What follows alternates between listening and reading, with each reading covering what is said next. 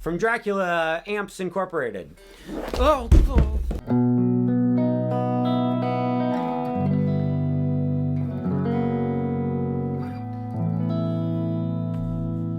People of the world, friends and relatives, many Magic the Gathering players ask the question, Stuart, Alexander, Lehman-brown, how do you get your tone? How do you set your guitar tone for all of these different songs you play? It always sounds so good. How do you do it? Well, in today's episode, we're going to be discussing tone, the non-definitive, definitive practical guide to setting tone on guitar. As far as I can calculate, there's 4 places where the tone can come from. It can come from your guitar, it can come from your amplifier, it can come from your effects, and it can come from your fingers and or your pick. I think that's it, right? Can you guys think of any other place where tone can come from? So we're gonna walk through each of those 4 different areas. My main goal here is not to tell you every single detail about tone with every single one of those physical things. My goal is to just, in a very simple, practical way,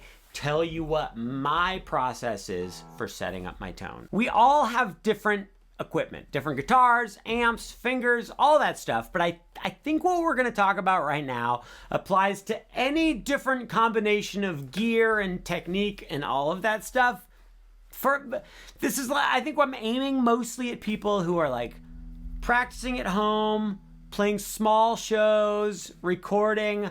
I'm not talking about like the big wigs up at Capitol Hall who are doing their giant concerts. That wasn't supposed to be a political thing. I don't know what I meant by that. I was trying to think of how you would describe a person who plays like arenas. And I said, describe them as big wigs in Capitol Hall. Let's talk about tone on my guitar. Let us begin by talking about the actual guitar itself. I made a list. Number 1, what I'm about to say is a bunch of parameters, a bunch of settings that I use as my default. Everything I'm going to talk about from here on out is my default go-to thing. And then you have my permission to change whatever you want if the season's greetings calls for it. But this is what I do.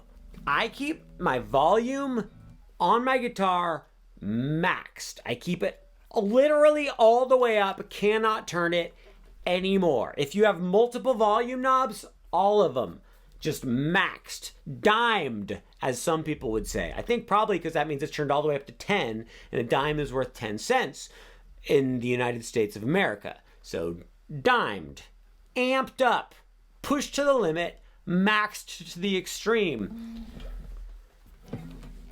Don't think of the volume knob on your guitar as a volume knob. Think of it as a tone knob. If you turn this knob down, there's less signal going to the amp, and everything just sounds like kind of like muted and suppressed and dumbed down. We don't want that. Dumbed down was not the right expression, but I think I made my point. If you are playing like a soft song, and you want it to be like gentle, then you can turn this down a little bit. If you have a bunch of gain on your amp, look, I'm gonna show you something. Look at this. Okay, I've got a bunch of gain on the amp right now. But then look, if I turn this down a bit, it still sounds exactly the same. But then if I turn it down some more, okay, this is, amp, come on. Toss me a boner here. Okay, look, a bunch of gain on the amp, volume on my guitar all the way up.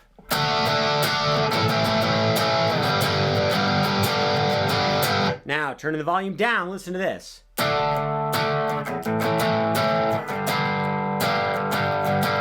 It is a little bit quieter, but I think more notably, it's like cleaner sounding. Like it doesn't have that, now it sounds more like a jangly, semi-distorted guitar. So that's something to keep in mind. Is your volume knob, it's a tone knob. So by default, I keep my volume knob all the way up. I only turn it down if I want to reduce the gain for part of a song without using pedals, or if I want the guitar to have kind of like a muted, wimpy sound, then I might bring it down a little bit. Or, of course, you can turn it all the way down to mute the guitar. That's useful as well. That's the volume knob. Moving on to the tone knob. Guys, I keep my tone knob maxed as well, turned all the way up.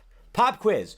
What do you think the tone knob actually does? What do you think? Anybody? The tone knob, if it's all the way up, then you're getting the full sound from the pickups. If you turn it down, that turns down either the bass or the treble. It just reduces the volume of certain frequencies. In general, I don't want to lose the natural sound of my pickups. I don't want to cut any of the signal. I want to keep it all. So I keep this knob all the way up. On this guitar, I think what it is it cuts the treble when I turn it down. Let's see. Yeah. So it doesn't add any bass, it just gets rid of treble. So you have a darker sound, and if I turn it up, a brighter sound. Amazing, fantastic. I want the brighter sound essentially all the time. The only reason I would want the darker sound is if I wanted like a weird muddy effect. So if I was going like...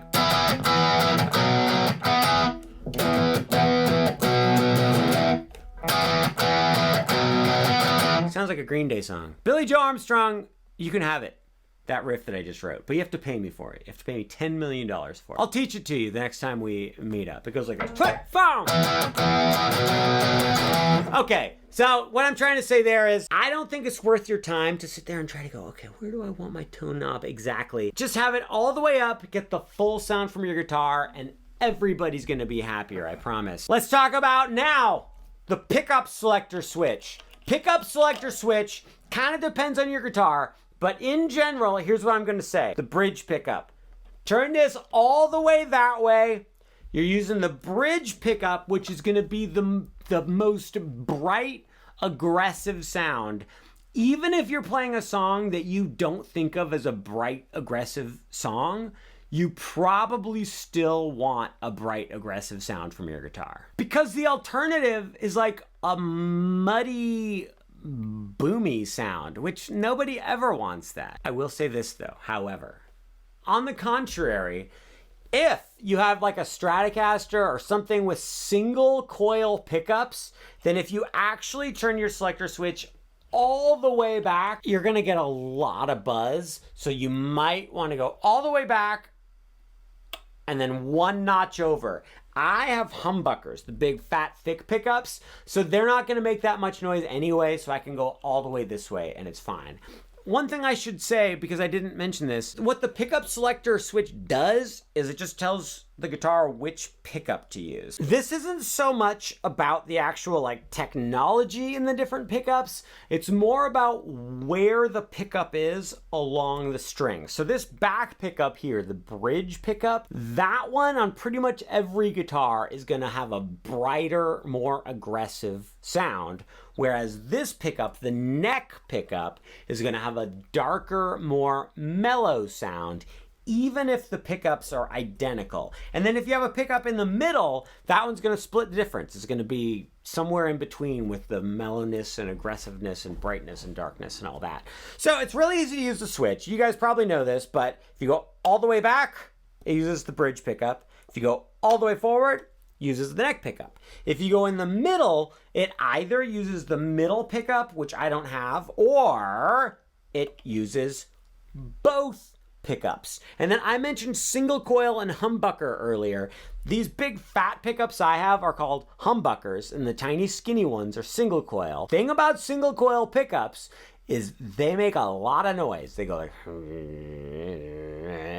if you are only using one of the pickups. So if I'm using only the bridge pickup and it's a skinny little single coil pickup, I'm gonna get a bunch of noise. But if I move my selector over one, then I'm using two pickups and I don't get the noise. That's just the way the electricity works. With the humbucker, the double pickle note tuner fragile sticker, what am I looking for? Pickup. The humbucker pickups, it's sort of like two pickups in one, so you don't get any noise no matter what. If you have humbucker pickups, just as a default, use the bridge pickup for the brighter, more aggressive sound. If you have single coil pickups, move it one thing over so that you're using two pickups. You still have the bright, aggressive sound, but you don't have all the noise. I said that was the default. if you're playing your song and you're like, this is way too bright, great. Switch it over one thing to use like the middle pickup or a combination of the two pickups. And then you're just kind of easing off of the aggressiveness a little bit. And that's fine. I'm going to be fine with it. I essentially never use exclusively my neck pickup. It just, even if it sounds cool when I'm right by the amp, in the mix of the whole song, the guitar just gets lost. It just adds mud to the song. So, guys, no offense. Don't use the neck pickup. Come on, get real. Okay, but now here is the single most important thing for getting good guitar tone. Make sure you're in tune. I'm not joking. Like, I'm not just saying that being in tune helps the sound because you want the notes to sound in tune and good. But if you are out of tune, then you will perceive the guitar as having bad tone. So you might do all these things I'm talking about. You max the volume, you max the tone, you're using the bridge pickup. Why does it sound so flumpy? If you're even the tiniest little bit out of tune, none of the notes are gonna ring correctly and it's gonna sound like you have terrible tone. So tune your guitar. Double check it. Make sure it's in tune. I promise it will have a noticeable impact on the tone of your guitar. Moving on. This is another boring one, but it's very important. Your guitar needs to have a proper setup. This is especially true if you have a really cheap guitar. Like, okay, this guitar here, it's like a $500, $400 guitar, something like that, a Yamaha Revstar.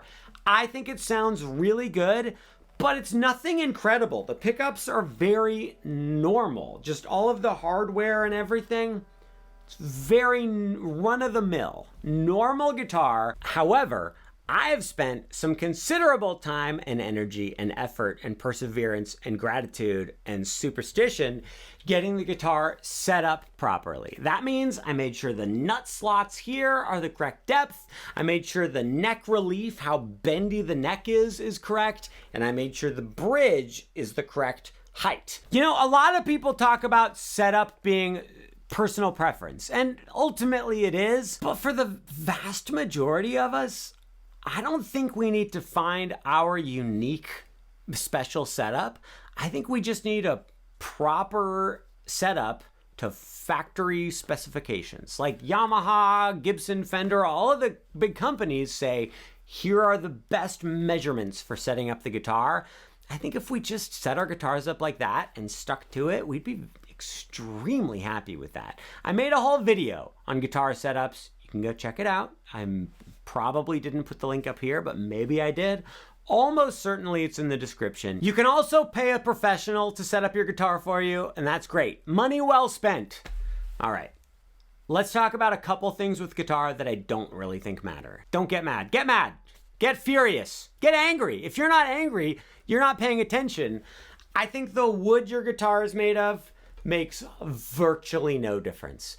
I believe that the pickups you have do make a difference. All of this other stuff is probably more important than the pickups you have. If you have like a $200 guitar, don't go looking to find $300 pickups that are going to solve all your problems. Just work on all this other stuff and then later on get a brand new guitar with better pickups, okay? Don't worry about your pickups. They might suck, but they're fine. Okay, one more quick thing about the guitar itself before we move on to the amplifier. If your strings are like more than a year old, that's probably an issue as well. I think that electric guitar strings can last a year under most situations and it's fine. It won't have any major impact on the sound. But once they're older than 12 months, the strings are going to start sounding pretty dumpy. They're not going to stay in tune. The intonation is going to be all screwed up. So if you don't remember the last time you've changed your strings, maybe put some new strings on there. Now let's talk about amplifiers, guys. I have a Blackstar ID Igor from Dracula Amps Incorporated. Oh. I will tell you more about this specific amp later, but for right now, let's just talk about general amp settings. Master volume. Master volume, it might just be called volume, has no real effect on the tone. Like, the speaker will respond a little bit differently if you turn the volume up a whole bunch, but in general, the volume on the amp is really just volume, does not substantially affect the tone. EQ. EQ on the amp drastically affects the tone. Here's what I recommend you do. Start with the EQ right in the middle. For the bass, the mid, the treble, they might call it low, mid, and high. Just keep all of them exactly in the middle. That's where you want to start. That's where you want to keep it unless you have a very specific reason to change one of them. Now let's talk about those specific times where you might want to change one. So the treble or the high, what that does is it adds like clarity and shimmer to the sound, but it also can add like a scratchiness or like a shrillness to the sound, or can be piercing. So there's some good qualities and bad qualities. So here's what I'm trying to say. If you have all of your EQ things right in the middle, and you go, I need a little more clarity from the sound, I need a little more shimmer from my sound, then turn your high or treble knob just a little bit up. Don't go, I want a lot more, I'm gonna turn it all the way up. It's gonna be bad. Just go a little bit, just a little bit. Or if you go, my guitar sounds too piercing, it sounds too shrill. Okay, great, then turn it. Oh wait, is that the same direction? I'm confused. Turn it the other way. Turn it down a little bit. Left and right is a struggle for me, you guys. Don't go crazy. Don't turn it all the way. If any big giant changes you make to anything on the amp is gonna make it sound better right away. You're gonna turn it a whole bunch. You're gonna go, oh, that's so much better. But then at the end of the day, you're gonna realize, oh, that sounded way worse. It would have been so much better if I had just done a little bit. Our ears play tricks on us like that. It hears a big change, it thinks it's good, but really it was not good. And it's even worse for the audience out there listening. Okay. Now, let's talk about the low or bass EQ knob. The low or bass adds fullness, it adds warmth, but it also can add muddiness and boominess. So, same deal. If you want it to sound a little bit more warm, a little more full, turn the bass up a teeny tiny bit. If your sound is too muddy or too boomy, then turn the bass down a teeny tiny little bit. And then that brings us to mid. Mid, in my opinion, adds punch and presence to the sound, but mid can also make it sound like boxy, or just make it sound like weird and nasally in a way you don't like. So same exact deal. If you want more punchiness from the guitar, add some mid. If you think it's a little too boxy and nasally and weird, turn the mid down a little bit. That was my just like quick roundabout explanation of EQ, but the golden rule is start with the EQ all in the middle. Have it be flat. When all the EQ stuff is in the middle, we call that a flat EQ. I do not recommend this. You might hear from someone, oh, you gotta do like a mid scoop where you just cut off all the mids. And you go, great. So you go to your amp and you turn the mid all the way down. At first, it's gonna sound cool. You're gonna go, oh, it's got like this big bass sound and this high, like bright shimmery sound, but it doesn't have any of that middle stuff. It sounds cool. But then you're gonna listen back to a recording of your band later and you're gonna be like, that sounded so stupid. There was no presence. There was no like punch to my guitar. I wish I had some mids in there still. So that's why I know I've repeated myself like 20 times, but keep the EQ in the middle and make tiny adjustments if necessary. Now, I know what you're thinking. You're thinking, Uncle Stuart, my amp only has one knob for EQ. It doesn't even say EQ. It just says tone on it. Yeah, that's the way this one is. This one just has one knob, and listen to what it does. Listen to this. Here's just the normal, this is with the EQ in the middle. Then if I turn it up, it sounds like this. And if I turn it down, that literally made, I heard no difference whatsoever. If you only have one tone knob on your amp, there are a variety of things that it might do. Probably it acts a lot like the tone knob on your guitar, where it just adds or reduces bass, or it could add or reduce treble. I think that some of them also have like kind of complicated algorithms where when you sweep the tone knob around, it can go through a variety of different settings. On this one, it's supposed to be a bass boost. It's supposed to add bass when I turn it up, but it's like the wimpiest bass boost I've ever heard in my entire life. Regardless, if you only have one knob, none of the rules have changed. Keep it in the middle, and then if there's something that you don't like about your guitar, make a tiny little adjustment and see if it improves the sound. If it makes it worse, then go the other way a little bit. But again, tiny little adjustments. One more tip about EQ before we move on to something totally different. The EQ on your amp, you can experiment all you want. You can turn the treble all the way up and the mid and the bass all the way down. Play it like that for a while. I don't care. You can waste all the time you want experimenting. It's not a waste of time. It's a valuable experience for you to have, to learn from your own experiences. But keep going back to flat and comparing your tone to just the flat EQ. Because you might spend like a whole rehearsal dialing in, like you're changing this, changing that, and you go like, oh, I've got the perfect tone. I love it. I have the treble at 6 and the bass at 3 and the mid is at 4, and I think it's perfect. And then later on, you set all of them to the middle again, and you're gonna go, oh, actually, it just sounds better when they're all in the middle. So I don't think I could make it any more clear. EQ in the middle, unless...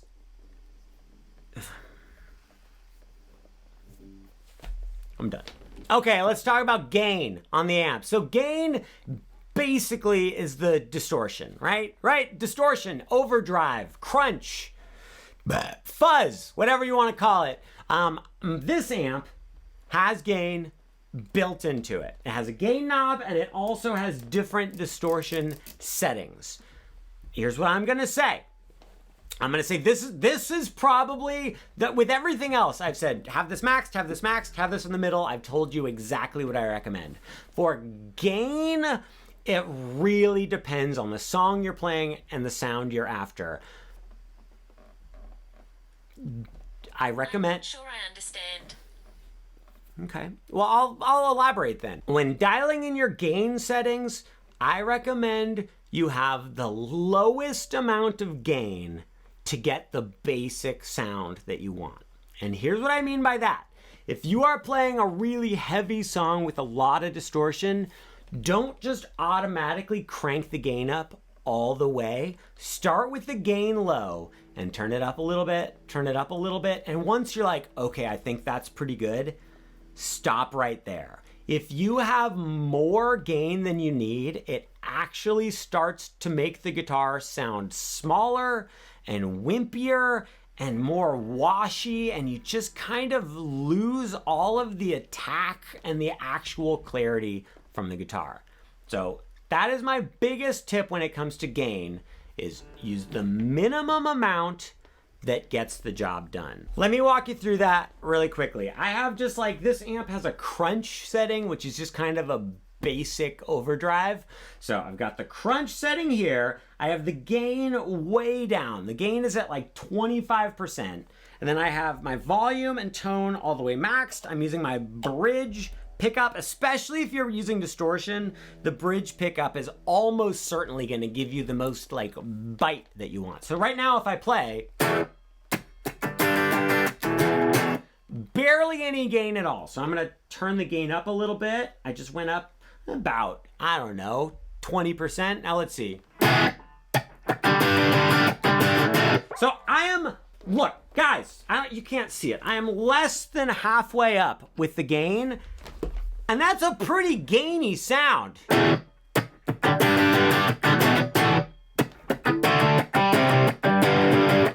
Let's see, if I was playing like a Green Day song. 1, 2, 3, 4.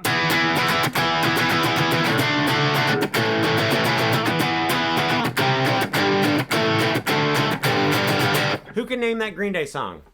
It's not a real song. I just made it up. That sounded pretty good, and the guitar had some presence to it. If I crank the gain all the way up, and then especially if I move to like a higher distortion setting, now at first you're gonna be like, that sounds even better. I agree, it sounds great. As soon as you get other instruments in the mix, you have like cymbals going and bass going and all that stuff, turning the gain up further, the guitar loses some of its pizzazz. So minimum amount of gain that still gets the basic sound you want. That's the rule that I live by. Pointing to my ear, pointing away from myself. Let's move on. Let's talk about a couple little things about amps. This is a digital amp, a solid state amp, not a tube amp. If we're being perfectly honest, I have never owned a tube amp. I have played through many tube amps before. They sound great. In this day and age, guys, the solid state amps are so much lighter. They're so much cheaper. They often are so much more versatile. There's nothing wrong with a digital amp. You do not need an analog amp, especially if you're just practicing at home. If you want to do a bunch of research and spend a bunch of money and deal with all the stuff with a really like great vintage tube amp, I'm really, really happy for you. For me, it's never been worth the trouble. And for all of these videos and everything, I'm using a digital amp and I am proud of it. I'm gonna say one more thing about amps, which is some amps really do just suck. Like if you haven't, see how thick this amp is? Some amps are like a quarter that thick. I don't even know what's going on in those amps, but if they're like a teeny little, puny little, skinny little amp, all of them that I've played through that are like 2 inches wide, they sound really bad. The speakers are really small, and no matter how much I mess with the tone, I just can't get a good sound. I will say this though, Blackstar, the Blackstar is an amp called not a sponsor. I just like Blackstar. They have an amp called the Blackstar Fly, and it's like a tiny little mini battery powered amp. That one sounds pretty good. So I don't really know why some amps just sound really terrible. But sometimes you'll get like a Super Harmony amp from superdeluxe.com or whatever. I don't know. Sorry, superdeluxe.com. I just made you up. You might be great. You might just have an amp that sucks and you're screwed no matter what you do with the gain and the tone. Okay, now let's talk about effects. So first thing I want to make clear, I actually don't have any effects pedals that I use for my videos. I only use effects that are built in to the amp. So my first public service announcement of this section of the video is to say that effects built into your amp are perfectly legit. Distortion, reverb, really anything that's built into the amp, use it and don't be ashamed of it. It's great. That's what I do.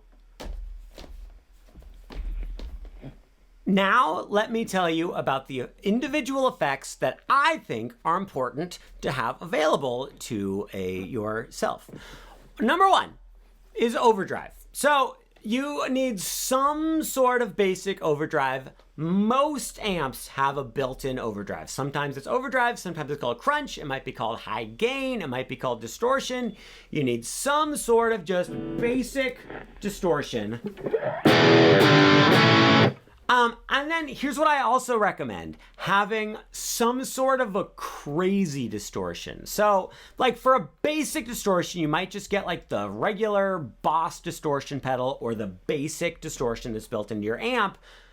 The Big Muff Pi fuzz pedal is my favorite crazy distortion. They have a bunch of different versions of it now, but the original was like this big angular pedal and it just adds crazy distortion. So I really recommend having a normal distortion / overdrive and a big crazy fuzz pedal. It's just what I'm going to recommend. Okay. Then you're going to want reverb or delay of some kind. This amp has built-in reverb and delay. Delay is just like the echo. And then reverb is like the big ambient echoey sound. Like that. I recommend having both. Reverb is arguably more important. Here's my recommendation. Don't add reverb or delay just because you're like, why not? I'm going to add some reverb. It'll make it sound better. Adding reverb or delay, if you don't specifically go, I want a reverb echoey sound, is just going to make your guitar sound stupid. So like a lot of Arctic Monkeys songs have reverb, like shoegaze stuff like Slow Dive, they have a bunch of reverb and delay. Cigarettes After Sex, a bunch of reverb and delay because they're going after that big ambient echoey crazy sound. But if you're just playing regular rock stuff, keep the reverb and delay out of there. It's going to mess stuff up. Only use reverb and delay if you specifically go, I want a reverb/delay sound here today. Fantastic. Amazing. I'm very happy for you that you've had this big level up moment just now. Chorus and flanger. I have a chorus sound on this amp that I use a lot. This is how you get that kind of like warbly, shimmery sound that a lot of like indie bands like Vacations will use this. Mac DeMarco will use this. Listen. So that's chorus. A little bit of chorus is great, just the same as reverb and delay. Only add chorus if you want a crazy chorus sound.